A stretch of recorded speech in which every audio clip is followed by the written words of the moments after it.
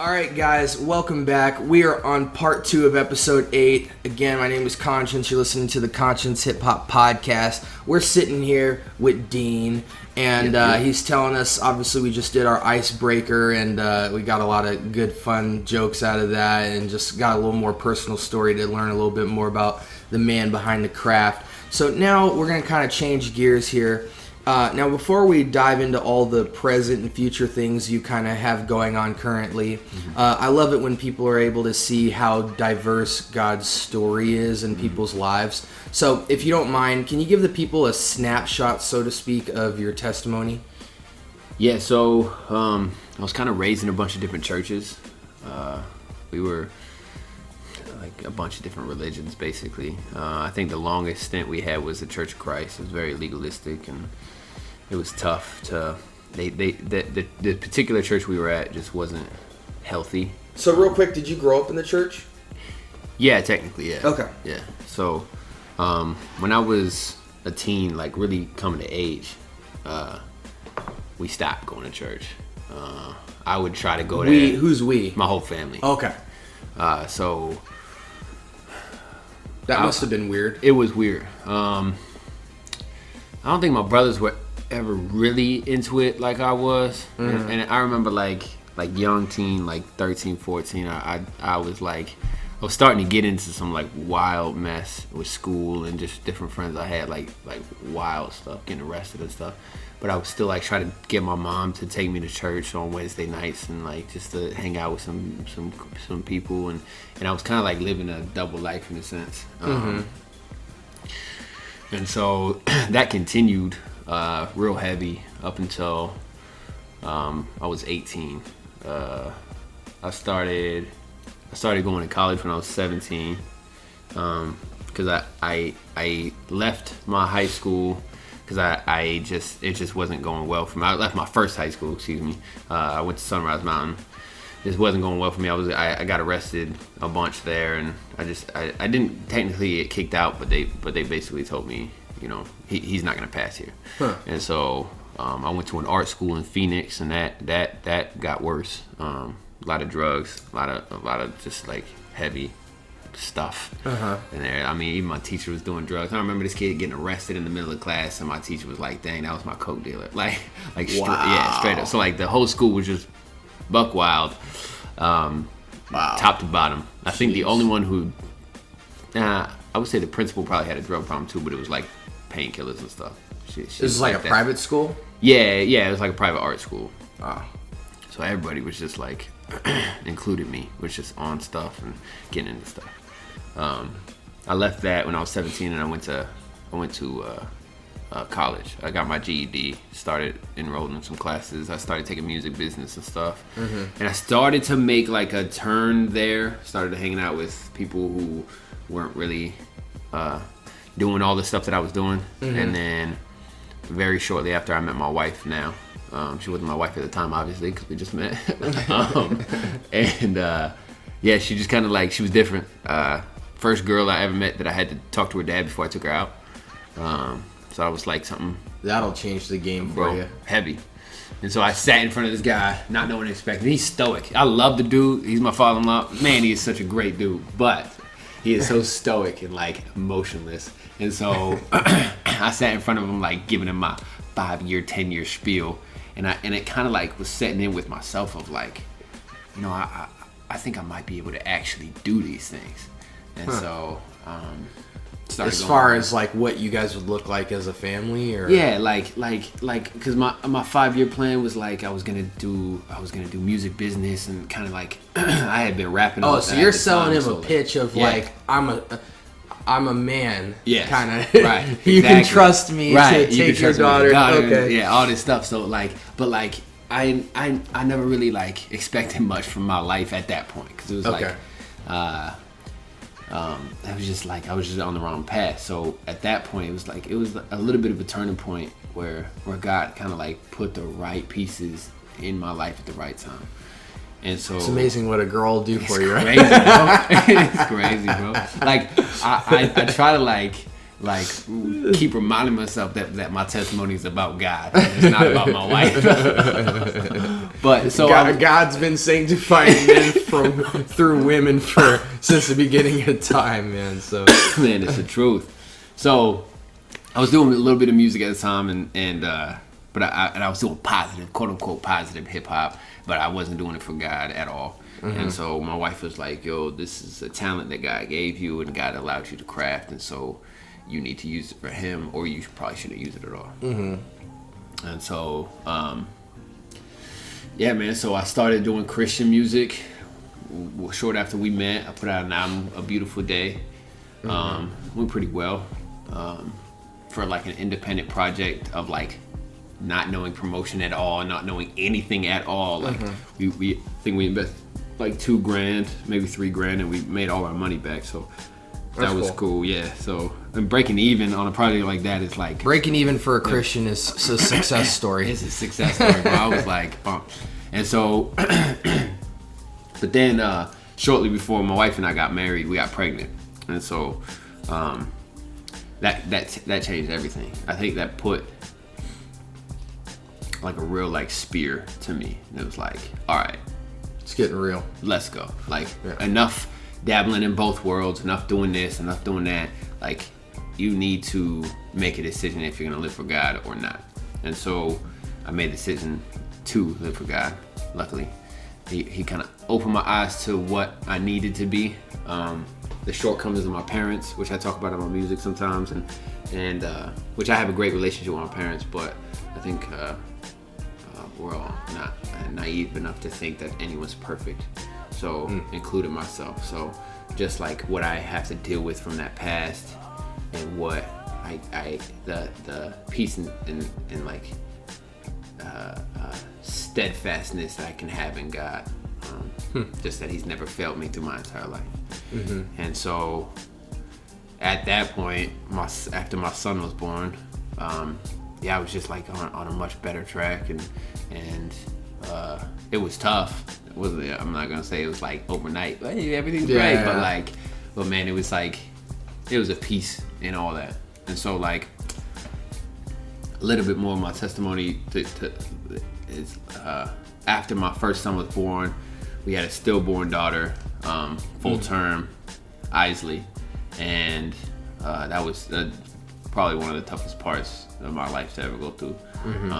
Just like, because like you don't realize, like when you hear like stillborn, I don't think you realize that like you still have a funeral, you still pick out caskets, right? And like it's a tough it's a tough thing to go to. And then I had my second son, Ezra, and then my daughter Emma was born at 25 weeks. So I was thinking, oh, here we go again, she's gonna die, which is crazy. It's crazy early. At 1 pound, like I think at her lowest she was 1 pound 9 ounces. Wow. So like a tiny like thing. It was so crazy. did she stay in the hospital for quite some time? Yeah, she was in the NICU for 115 days. Wow. And, it was, which was oddly a blessing for me. It was tough for my wife, but like as a man, you never get to like experience your child growing in like the gestational period, right? But like I got to take care of my daughter all the time. Wow. We spent the night there. I would go from there to work to back. How was that? That had to be a trip, because you obviously could see your baby. It was a trip. Wow. It was a trip, and like learning about the development process at that level, like seeing it's different. Like when you read it in a book, or like your wife tells you about it, but like actually seeing it right in front of you, seeing this daughter develop as a human being from a pound, and now she's healthy, she's walking, she's crazy as ever. Beautiful. And but in that I got to like be closer to God, and that was one of the things, like I have to give it up because it's not in my control. And like when she was born, she died. Like I saw her heart stop. They couldn't find her breath. She was dead for like probably 2 minutes. I was just sobbing. Wow. And like I was just like, God, I don't know how strong you think I am. Yeah. But I'm not strong enough to go through this. Yeah. And so, so they finally got her heart going, and then she's healthy now. Wow. And now like my testimony continues, man. My daughter's still like developmentally behind, and I'm I'm still like transitioning into, I mean, constantly just being built into the man that I feel like God needs me to be. And I don't know if I ever be there completely, but you can tell there's something happening. Oh yeah, constantly, every day. Dang, man, what a story, dude. Yeah. You said something initially in there that I kind of want to tangent on and then kind of follow up with this. But, and I appreciate you for being so transparent on this podcast. I think a lot of people would be just blessed by, it's so easy to go to church and see those almost poster child testimonies. And you see a lot of people who resonate with those, but for most people, there's 85% of the crowd is the silent crowd who their story is not like that, and there's no one that has a mouthpiece to them, so they go through the Christian walk very confused and asking a lot of questions inside and afraid to speak out. And when you can show people a broad painting of God's work and his story in people's lives, it makes them see, oh, like this isn't for prestigious elites. This isn't for people with a cool story. This isn't for people who have had it okay. It's for everybody. It's for everybody. And so that's really dope. You said when you were making music, you were making positive rap and kind of enlightenment rap, what we would probably call conscious hip hop or something. But you knew God wasn't in it. Right. And I thought that was very interesting because I think there are a lot of Christian hip hop artists today that actually make conscious rap and not really Christian hip hop. Yeah. And God's not in it. Yeah. But it's interesting that you knew, as either a non-believer or just a lukewarm believer at the time, that God was clearly not present and not any part of the intention of your enlightening words that you were delivering. And I think that's very interesting, because I think if a lot of quote-unquote Christian artists really examine their lyrics, they might find, maybe I'm actually just giving a lot of kind of hopeful enlightenment talk that's Jesus-less.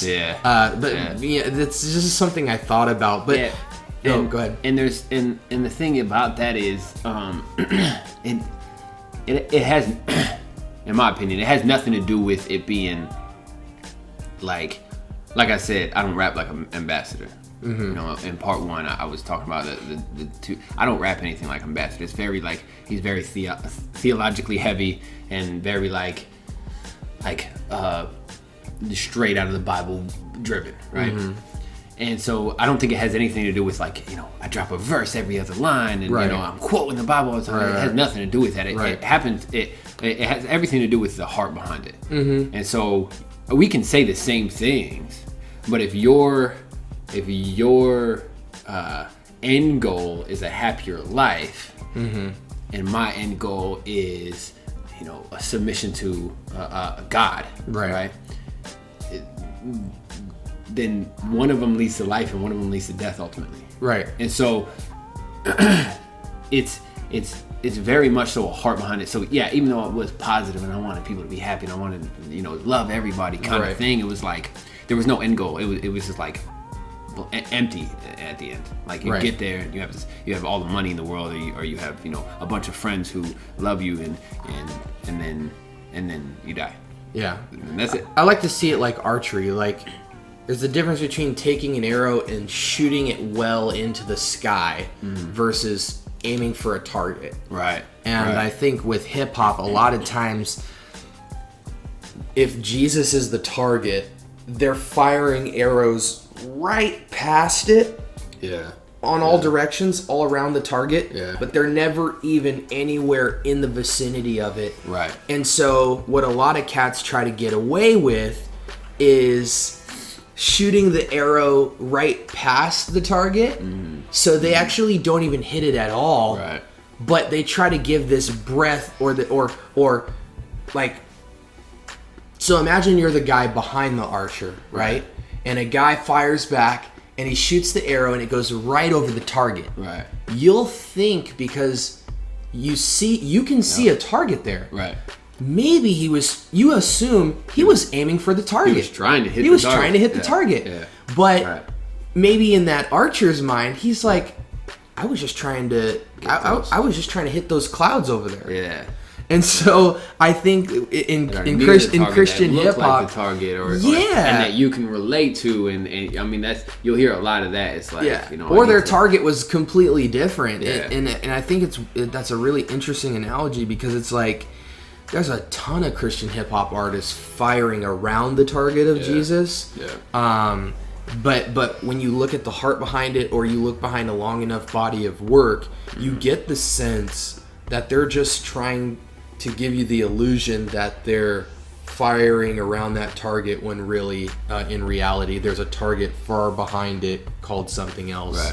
Right. But could you elaborate a little bit on how, just kind of summarize for us a little bit, how the church kind of influenced you? You don't have to pick a timeline, but what are some of the key things that the church kind of influenced you on in your decision making with the upbringing? Yeah, so once I made that turn, and we started to get plugged into churches a lot, and we were like the stereotypical go to church on Sunday, keep our head down, leave. So actually talking to you, talking to Josh, talking to JG, a couple of the cats that I really respect, I kind of realized the need for, just like fellowship and accountability and involvement in church. So after that point, we were looking for a church heavy. We got plugged into a church called Horizon, and it was in Surprise, like a little bit off of where we were living at the time, and we were plugged into the Bible studies, and then we got plugged into the church we're at right now, Livingstone. We moved to the East Valley, which I love that church so much. It's just we do life together, right? Awesome. And so once I started to do that, my decisions became so much easier. Like it was no longer like a tightrope or a guessing game. It's like I can shoot out. Actually, I just did this. I shot out a text to like my pastor, Josh, and my rap group, and it was like, and another guy that I go to church with, and it was like, hey, I wrote these lyrics. Do you get the point?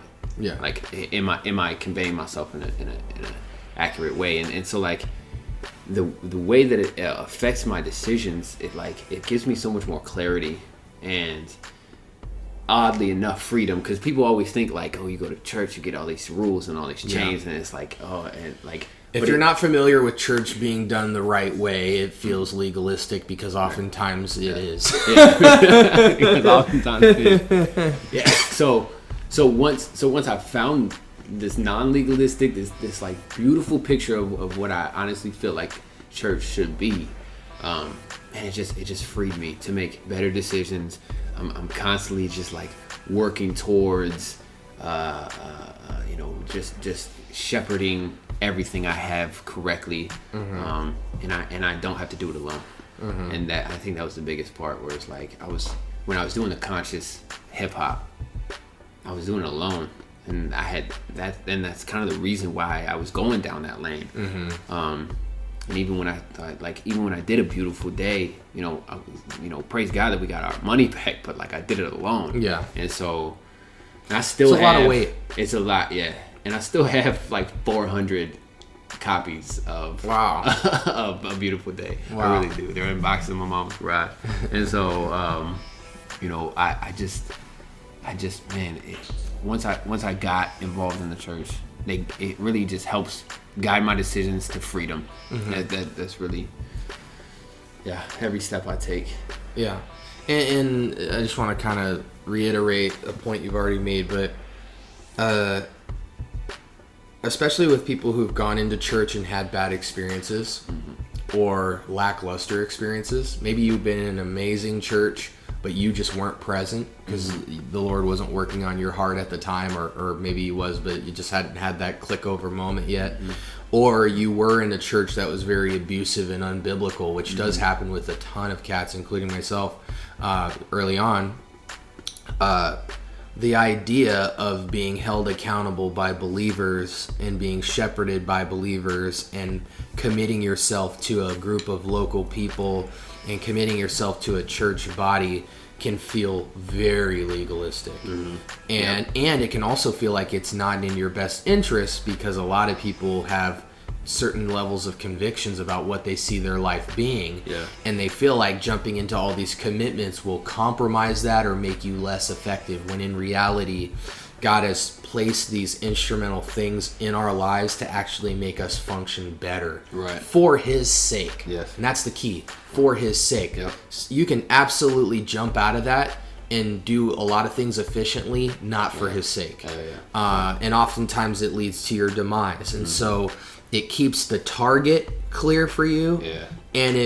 And it puts the things God has called you to have in your life in place, so that efficiency, if there's anybody who knows about how to be efficient, it's the Lord.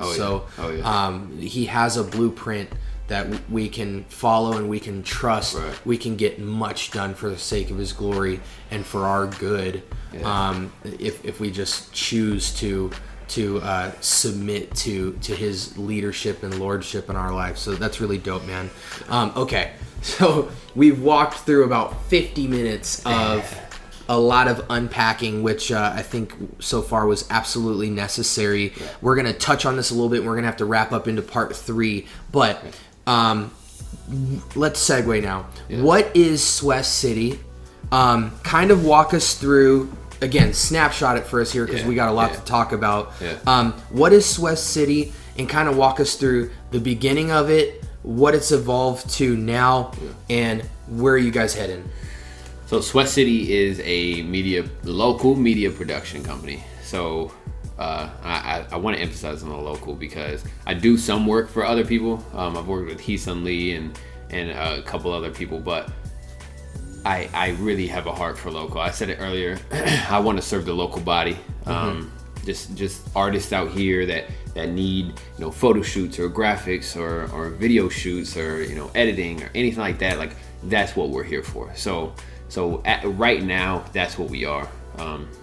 Real quick, we started as a promotion company, because when I like I said, with Beautiful Day, I did it by myself, and so I didn't see a big promotion thing that I could just go to and say, hey, I got this project, and would you support me, listen to it, and blah, blah, blah. Right. But that wasn't present. So I wanted to be that at first.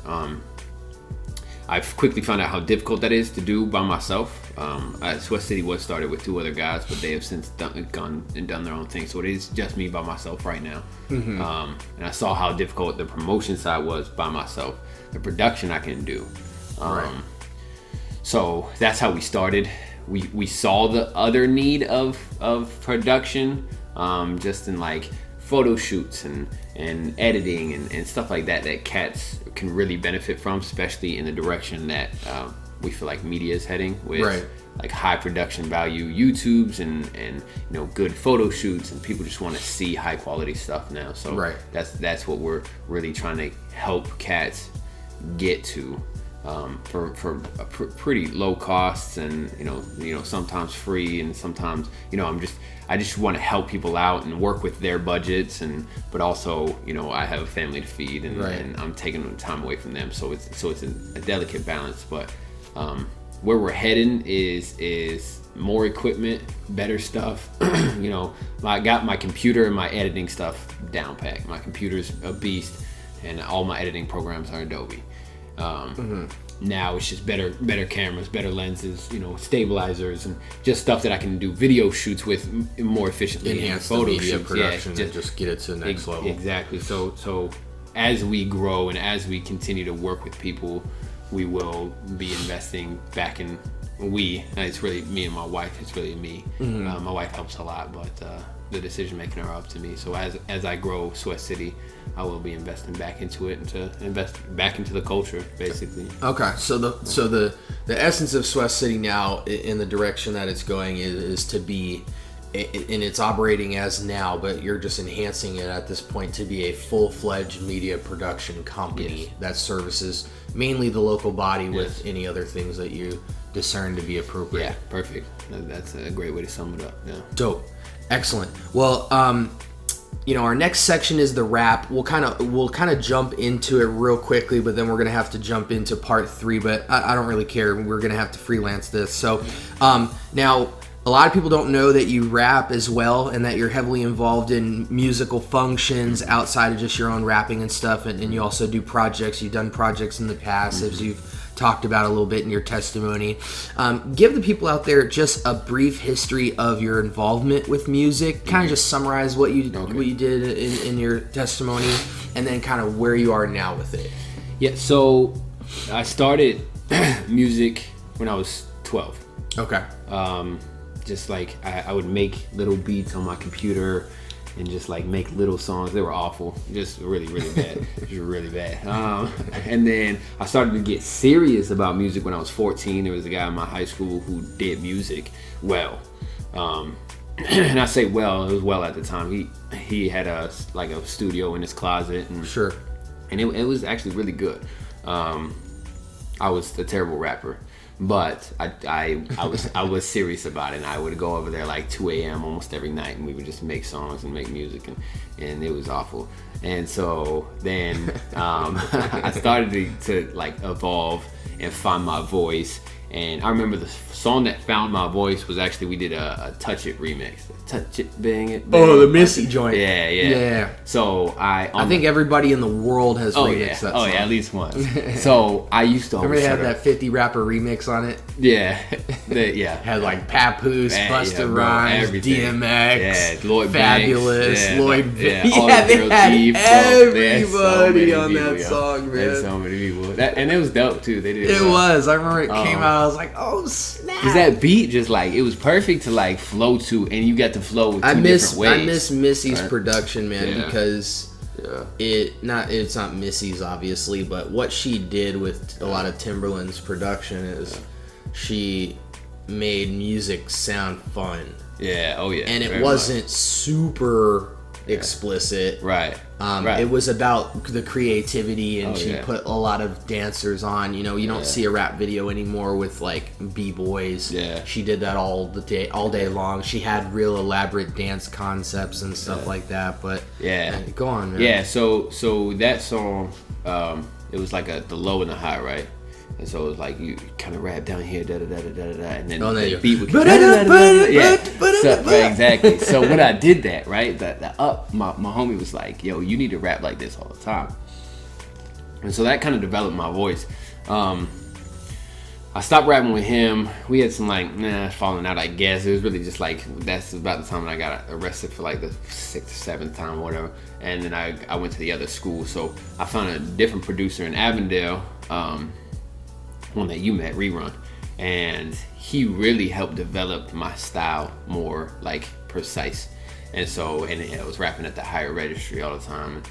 And so after that, I stopped doing secular music. I put out A Beautiful Day, and then I took like 8 years off, just like life. Wow. You know, I got married, my kid, my second kid, my third kid, my fourth kid, and then marriage and kids will suck the life out of you. Yeah, and then, for good reasons. Yeah, 100%. It makes your priorities different.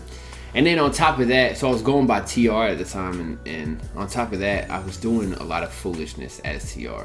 I was just like getting into stuff that I shouldn't have been doing. Even though I was doing like Christian, quote unquote. I wasn't really doing music at the time, but I was in a lot of studios and hanging out with a lot of people, and it just led me down the wrong path again. And right. so, and that's kind of why I say like my testimony is every day, because after that happened, Now, how much in proximity of that was when I met you? Because a lot of times when I do these interviews, I tell people how I met, and just to jump into this and tell cats.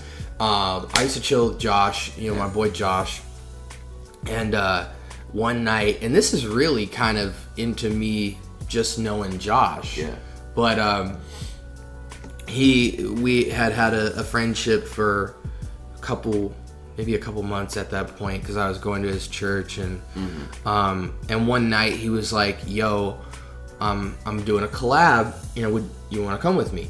And I was like, yeah, because at the time it was going to give us time to fellowship and me kind of jump into his world and see what he does. And it was a studio session with you for a project that you did. Yeah.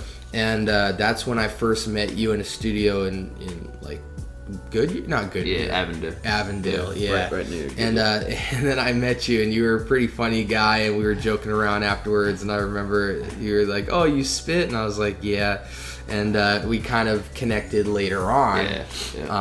So we're in proximity to that. So real quick to touch on that, what I remember because from you that were studio TR session, there. Yeah, I was TR there. Mm-hmm. So what I remember from that studio session was that you told me that I was a heretic almost. Did I like call you out on a song or something? Yeah, bro. I had this I asked you what a song meant. Yeah, I had this one song, and I can't remember the lyrics now, but it was like, basically you were like, well, is it focused on you or is it focused on God? Like, and this is the first time I met dude. I was like, wait, word? You ain't even gonna walk with a brother first? So when I go into new environments, I try to be quiet, man. But sometimes it just sometimes it hits you, bro. I appreciate it, and you were probably right at the time. I wasn't checking at that time. Again, I didn't have like the body that I could bounce stuff off of. I was still like kind of new with Josh and interesting. And, like, okay. So like I wasn't really nobody was there to check my lyrics. So you were probably right. I can't even remember what the song was. It's probably whack too. I don't remember what the context was, but sorry, I was your first whistleblower. It's quite alright, bro. It's quite alright. I appreciate it more now than ever. So I was still TR at the time. I actually just changed from TR back in November, just because I felt like it was necessary. So at the time, man, I was still kind of trying to do music at the time, but I was in some foolishness when we met. But I was kind of like, again, living that double life. So. And the only reason I ask is because when I met you, you said your name was TR. Yeah, right. So I was like, oh, okay. I was going by TR because when I was doing secular rap, I went by Track Runner. That was a name my mom gave me because I ran track for my high school at the time. And so she was like, genius. Yeah, I mean, I'm like a 43-year-old woman. I don't know what you say. That was dope. So, and then on the song, on the Drake remix I said, it's officially TR, right? Officially TR. And then my name changed to officially TR. And then when I changed to Christian rap, I changed the TR to Truth Reigns, which Ambassador says in one of his songs, the Truth Reigns, so let me open up. I was still kind of like, I was still struggling with a lot of sins at that time, and not that as I'm we not all now. do. Yeah, not that I'm not now. A certain weight to it back then. Right, there was a lot more weight to it back then, and a lot less of a struggle as there should have been. And so it was more of just like a living in it. So yeah, I dropped that name, and I explained that in one of my upcoming songs called Formerly Known. Just I give out the whole story. So now in my music, I go by Stephen the Student. The reason why I go by Stephen, I don't know if you know Andrew Stravitz. Yeah. He was telling me that because he knows Hebrew, and so he said Stephen at some point when we were talking about Stephen in the Bible, the dude who got stoned, because that's who I was named after originally. And so he said Stephen, and I don't know if he was messing around or something, but I was like, yo, that sounds dope. Like, I'm gonna go by that. The stars came out for you. Yeah, and then the student was like me just continuing to learn about everything, and just like being a student of hip hop, being a student of the word, being a student of fellowship, and just really like. And you had that cool story about your dad, yeah, right? And my dad, when he was growing up, he was like the whiz kid, so people called him the kid student or the young student. And so like I didn't know that originally when I was like, so I brought it to my dad. I was like, yo, this is my new name. I'm gonna go by, Stephen the Student. I'm gonna probably be called student a lot. He was like, wait, you gonna be called a student? And I thought he was gonna say like, yo, that's whack. But like he's like, that was my name, and like it was like, oh, they call me that all the time. Let me tell you about the 70s. Yeah, let me tell you. Yeah, so that was really cool, man. It's just kind of all fell into place now, and I'm in a much better space with my music. So yeah. Dope, man. Okay. Well, hey, we're going to take a brief pause. I want to go into more about the rapping and stuff. We're reaching about 35 minutes, so we're going to end part 2 here. Guys, I hope you're entertained, man. There's a lot going on with this brother behind the scenes, and just he's got his hand in a lot of different bags artistically, so I want to give each one its proper time. Again, make sure you're checking these out on consciencehiphop.com. kingdomlife.com. This is part 2. Part 3, when we come back, we're going to talk a little bit more about the rapping, Kingdom Life, and just some details around there and just some current event stuff like that, man. So definitely stay tuned for part 3. This is Conscience with Conscience Hip Hop Podcast, signing off. We'll be back.